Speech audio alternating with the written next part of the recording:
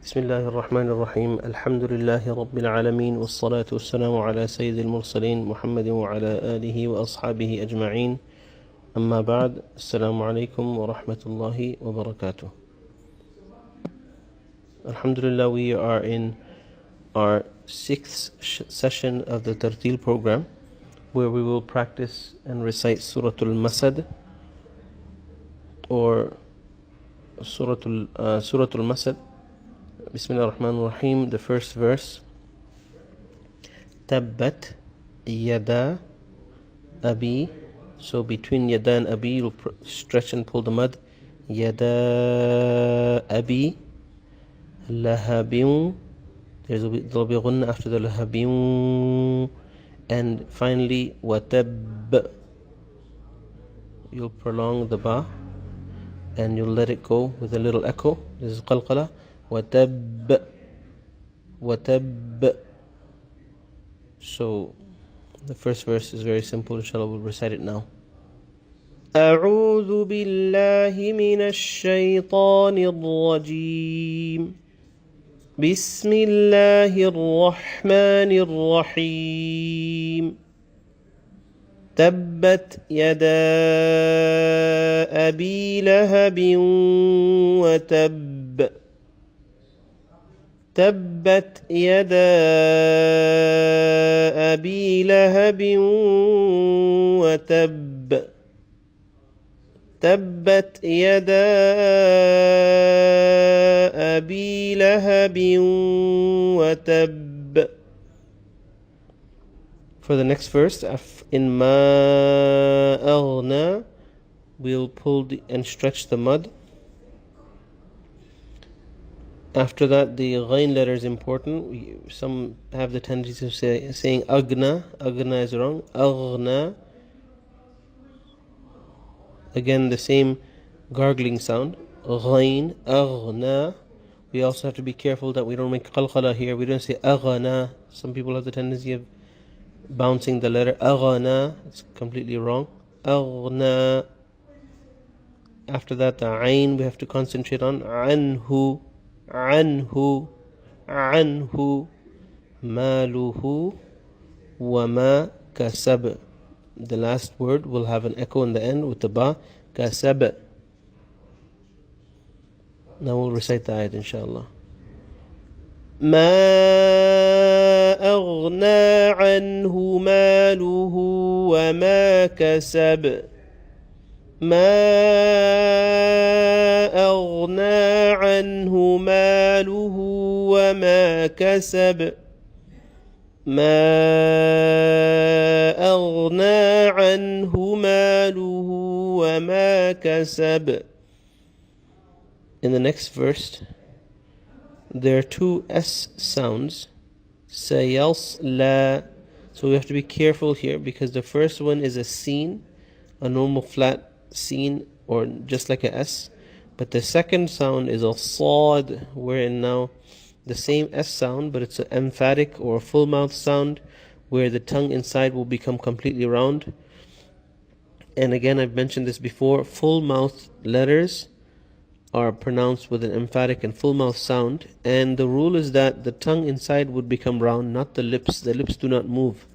However, if it is difficult, we need to practice by an expert and get the sound right, and we would have to sit in person with someone to correct the pronunciation so the lips don't move. However, if we are unable to, we can start off with some of the lips movement so that the sound doesn't completely sound like a scene. So sayals, and not sayas. Many of us have this mistake. We should try to correct it inshallah. After that, we have la. Sometimes because of the sad being full mouth, some of us have the tendency of making the lam full mouth, saying sayasla or sayasla. So sayasla, completely empty. Naran dhata. In these two words, you have the ghunna, naran, and then the letter dhal. Many of us have the tendency of saying zal.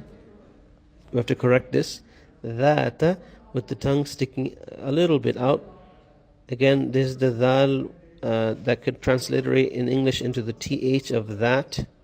So سيصلى نارا ذات سيصلى نارا ذات. And finally, the last word is lahab. In the end, you'll have the echoing sound or the qalqala on the ba. Now we'll recite the verse, inshallah.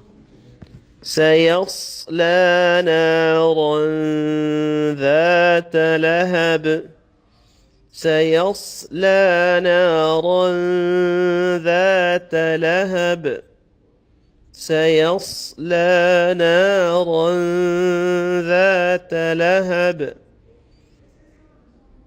Some add the next word of the next verse together with this verse, which is fine.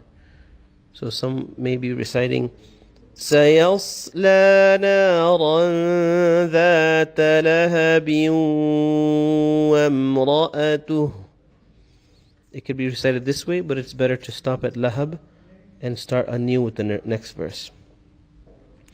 In the next verse, we have وامرأته حمّا. You have to be careful here. First, there are two letters together. One is the ha, the small H sound, and then the ha, the coarse or the heavy H sound, and they come together here. So a person may have the tendency of mispronouncing them since they come together. So we have to be careful here. Is وَامْرَأَتُهُ حَمَّا. So hu, ha. First you have this light H sound, and it stretches one alif, and then you have the coarse or the heavy ha sound. Afterwards you have the ghunna hamma latal hatab. The last word is also to concentrate on all three letters. The ha is the coarse strong ha. Then you have the ta, similar to the ta, but it's a full mouth emphatic letter, ta. And finally the last letter will be echoed, hatab. So it's حمالة الحطب حطب حطب. So all three letters in the last word should be concentrated on. The ha is strong, the ta is full, and the ba echoes. حطب. Now to recite the verse. وامرأته حمالة الحطب وامرأته حمالة الحطب وامرأته حمالة الحطب. Finally, the last verse. في جيدها. Some of our elders have the problem with the jim. Sometimes they pronounce it as za. في زيدها. It's completely wrong. And it's a very easy and simple letter, just like the J or the G sometimes, the sounds that it makes. So, fi jidiha hablum. Again, the same problem we had in the last verse. The ha and the ha come together. So we have to be careful to distinctly pronounce each of them with a different sound. The first one is a ha, small h. Then you have the ha, the coarse or the heavier sound of the H. So fi jidiha hab, ha. Right after that you have the ba echoing or qalqala. So fi jidiha hablum min masad. Here you have two ghunnas, lum, and then right after that mim. Both of them you have to extend one alif with the nasal sound, and the last word you'll have a qalqala or an echo with the dal. Now we're going to recite the verse, inshallah. في جيدها حبل من مسد في جيدها حبل من مسد في جيدها حبل من مسد. Allah Ta'ala give us the tawfiq to recite properly, to act upon it, and to convey it, inshallah. Assalamu alaikum wa rahmatullahi wa barakatuh.